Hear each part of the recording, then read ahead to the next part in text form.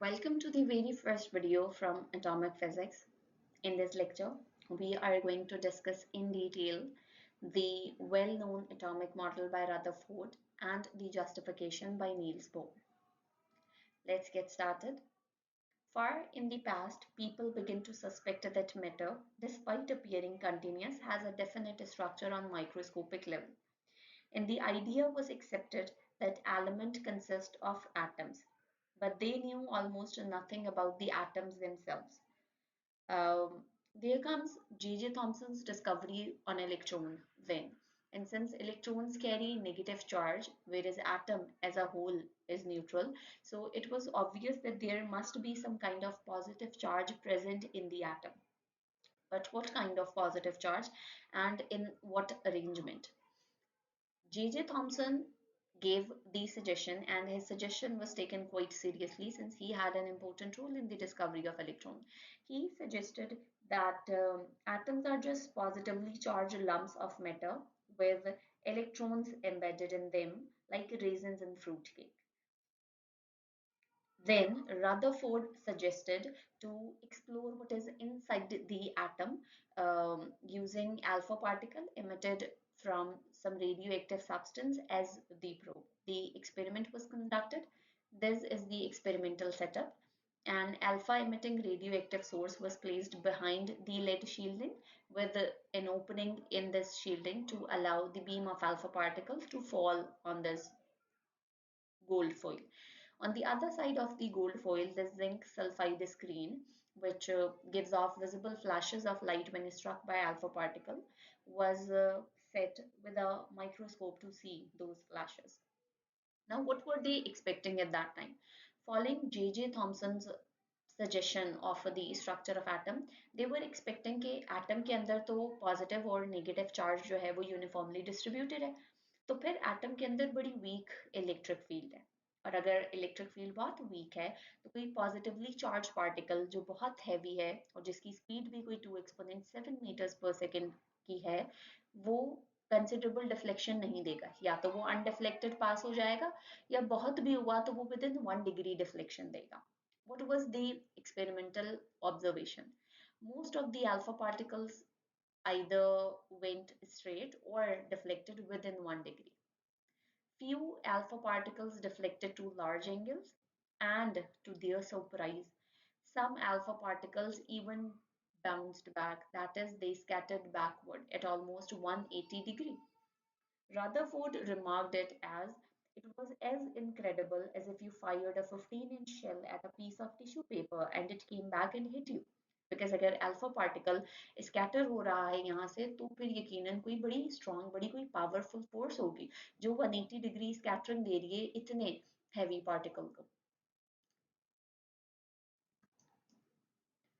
So Rutherford came up with a picture to explain these results. He said that atom is composed of tiny nucleus, which is positively charged, and nearly all the mass of atom is concentrated in this nucleus, and electrons are revolving around the nucleus at some distance, and this atom is largely empty space, because this was the explanation to the experimental outcome. Because most of the alpha particles passed undeflected, तो फिर हमने कहा कि atom is largely empty space, right? और फिर क्योंकि कुछ alpha particles bounce back हो गए थे तो फिर हमने कहा यकीनन कोई कंसंट्रेटेड पॉजिटिव चार्ज है जिसको ये एनकाउंटर करते हैं और फिर बाउंस बैक हो जाते हैं. तो फिर ये डिसाइड हुआ कि positively charged dense tiny nucleus है which is situated at the centre of atom. फिर इट वाज ऑब्वियस कि अगर न्यूक्लियस पॉजिटिव चार्ज है और इलेक्ट्रॉन के ऊपर नेगेटिव चार्ज है तो फिर there exist some electric field, right? Nucleus कोई इलेक्ट्रिक फोर्स लगा रहा है इलेक्ट्रॉन पर. इस इलेक्ट्रिक फोर्स की प्रेजेंस में इलेक्ट्रॉन्स का स्टेशनरी रहना डिड नॉट मेक सेंस, तो फिर it was concluded that these electrons are revolving around the nucleus in orbits like planets are revolving around the sun. Therefore this model is sometimes called planetary model of atom. But there were some loopholes apparently at that time which Rutherford was unable to explain. Let's just see what were them. This picture of atom did not violate Newton's law of motion. Neither did it violate Coulomb's law. But when it comes to electromagnetic theory, he had a trouble. Let's just see. We've seen कि electron nucleus के around revolve कर रहा है, right, यानी circular motion दे रहा है. whenever an object gives circular motion तो हम कहते हैं at every instant of time velocity की direction change हो रही है, and magnitude change हो या velocity की direction change हो, हम कहते हैं this particle is experiencing acceleration, right? Electron has some charge, it is revolving in a circle, that is, in this case we are dealing with charge accelerated particle. What does electromagnetic theory says? It says कोई भी charge accelerated particle है वो energy radiate करता है, तो उस हिसाब से an atomic electron should classically spiral rapidly into the nucleus as its radiate energy due to its acceleration. लेकिन it was not the case. He said electron revolve कर रहा है न्यूक्लियस के अराउंड, लेकिन थियोरी कह रही थी कि इलेक्ट्रॉन न्यूक्लियस के अराउंड रिवॉल्व नहीं कर सकता, वो रैपिडली स्पाइरल करके न्यूक्लियस में फॉल कर जाएगा, एंड उसकी कोई जस्टिफिकेशन नहीं थी. So this was the failure of classical physics. Rutherford had a problem at this point. Then Bohr came up with the justification for this one. He introduced this semi-classical theory utilizing classical physics and Planck's quantum theory. This theory was based on three postulates. Number one, an electron bound to the nucleus can move around the nucleus in certain circular orbits without radiating. These orbits are called discrete stationary states of atom. Bohr introduced the concept of a stationary orbit. He said nucleus से कुछ distance पर कुछ specified orbits हैं जिसमें revolve करते हुए electron कोई energy radiate नहीं करता. इसके लिए इन्होंने एक एनालॉजी भी दी which we will see in next slide. And then उस स्टेशनरी ऑर्बिट के लिए इन्होंने कंडीशन भी दी. इन्होंने कहा सिर्फ वो स्टेशनरी ऑर्बिट्स अलाउड हैं जिसमें इलेक्ट्रॉन का orbital angular momentum that is mvr is equals to an integer multiple of h cut. If this n right here is the integer, so this was the condition for stationary orbits. और मैं इसको of course n h over 2 pi भी लिख सकती हूँ because this h cut is nothing but h over 2 pi. Now that we've seen कि continuous orbits allowed नहीं है, right? Specific orbits हैं, that is specific energy levels हैं जिसमें electron revolve कर सकता है. So this third postulate here deals with the transition between these discrete stationary states of atoms. It says whenever an electron makes a transition from high energy state, let's just say EH, to a lower energy state having energy, let's say EI or EL, photon of energy h nu is emitted. They'll emit a photon having energy h nu, and this h nu corresponds with the difference between these energies. Like whatever is the difference between the energy levels involved in the transition, उतनी ही energy का photon emit होगा. Thus, the second postulate deals with the quantization of energy levels, whereas this third postulate deals with the quantized nature of energy emitted by an atom. Then, क्या वाकई ऐसा possible है कि कुछ cases में system energy radiate करे लेकिन कुछ कॉम्बिनेशंस ऐसे बन जाएं जिसमें आपका सिस्टम एनर्जी रेडिएट ना करे? इसके लिए here comes the analogy string के बेसिस पे. सपोज आपके पास एक स्ट्रिंग है जिसकी लेंथ है L. अगर मैं इसको ऑफ कोर्स किसी सर्कल में किसी लूप में कन्वर्ट कर दूं तो फिर मैं कहूंगी इस सर्कल का जो सर्कमफेरेंस है दैट इज 2 पाई r, वही मेरे इस स्ट्रिंग की लेंथ है. ठीक, ये बात यहाँ पर क्लियर हो गई. आपसे कह रहे हैं अगर आपके पास ये स्ट्रिंग है जिसको आपने सर्कुलर लूप में कन्वर्ट कर दिया है और अब आप इस लूप में वेव इंट्रोड्यूस करवाना चाहते हैं और आप चाहते हैं कि वो वेव डाई आउट ना हो, यानी आपका सिस्टम एनर्जी रेडिएट ना करे और वो स्ट्रिंग वाइब्रेट करे for an indefinite period of time, तो क्या ऐसा पॉसिबल है? ऐसा पॉसिबल है सिर्फ तब जब एक वेव जिस पॉइंट पर एंड हो रही हो वहीं से दूसरी वेव स्टार्ट हो रही हो, so that the connection remains smooth, दोनों एक दूसरे को रीइंफोर्स करें और सिस्टम की एनर्जी रेडिएट ना हो.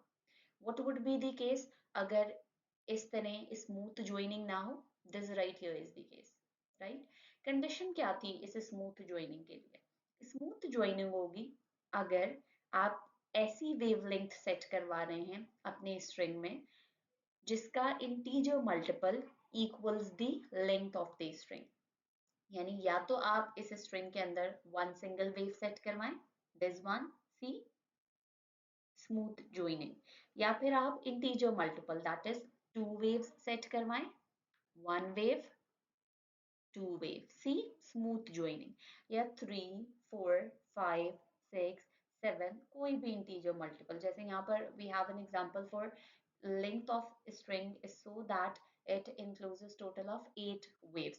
Starting from here we have one wavelength, two wavelength, three wavelength, 4, 5, 6, 7 and then finally 8 wavelengths. जब integer multiple of wavelength corresponds to the length of your string, उस केस में radiation या जो भी wave है वो डाई आउट नहीं हो रही। लेकिन अगर इसके अलावा कोई दूसरी कंडीशन हो, for suppose when the circumference equals the fraction multiple of wavelength, तो उस केस में देखें स्मूथ ज्वाइनिंग नहीं होगी, destructive interference होगी and the system would radiate energy, in other words this wave would die। इन्होंने यही एनालॉजी बनाई उस इलेक्ट्रॉन के लिए। उन्होंने कहा जैसे यहाँ पर स्पेसिफिक कॉम्बिनेशंस हैं जिसमें सिस्टम एनर्जी रेडिएट नहीं करेगा और इनडेफिनिट पीरियड के लिए ऑसिलेट करेगा, उसी तरह न्यूक्लियस की सराउंडिंग में कुछ स्पेसिफिक ऑर्बिट्स हैं जिसमें रहते हुए इलेक्ट्रॉन एनर्जी रेडिएट नहीं करेगा, इनडेफिनिट पीरियड ऑफ टाइम के लिए रिवॉल्व कर सकता है। यहाँ पर they come up with an equation जिसने बाद में डी ब्रोए इक्वेशन को भी सेटिस्फाई किया, बिकॉज डी ब्रोए की जो थियरी थी वो कोई इसके 8-10 साल बाद आई थी। Let's just see how the condition for stationary orbit leads to the de Broglie interpretation. It is convincing from the analogy of the elastic string that it is possible for your system to not radiate energy given that certain condition is met. In case of standing waves, the condition was circumference of the circle, that is the length of the string, must equals integer multiple of wavelength. We've seen from second postulate of Bohr's theory that the condition for the stationary discrete orbit is angular momentum must equals integer multiple of h cut, right? In this case, it would be possible for the atom to not radiate energy. Let's just rewrite this equation in terms of 2 pi r so that we can equate those two equations. We have 2 pi here. Let's just move it to this side, keeping this r here. We'll shift this product of mv to the denominator. This becomes nh over mv. Let's just compare these two equations. 2 pi r equals n lambda, 2 pi r equals nh over mv. This is what we get. This n gets cancelled with this n. This was v, right? And we end up getting lambda equals h over mv. This is what exactly is known as de Broglie's wavelength, that is wavelength associated with material particles. So we can also say that an electron can circle in a nucleus only if its orbit contains an integer number of de Broglie wavelength. इसका मतलब है electron even though is a material particle but there is a wave associated with electron and एक आध steps of calculation के बाद we can see that the wavelength of the wave associated with electron is 33 exponent minus 11 meters. इसका मतलब है electron सिर्फ उन्हीं orbits में रिवॉल्व करेगा जिनका circumference is either 1 times this distance, 2 times this distance, 3 times this distance and so on. So I hope this makes sense to you. See you in the next video. In the next video, we'll discuss a spectrum and the spectral series. Till then, Allah Hafiz.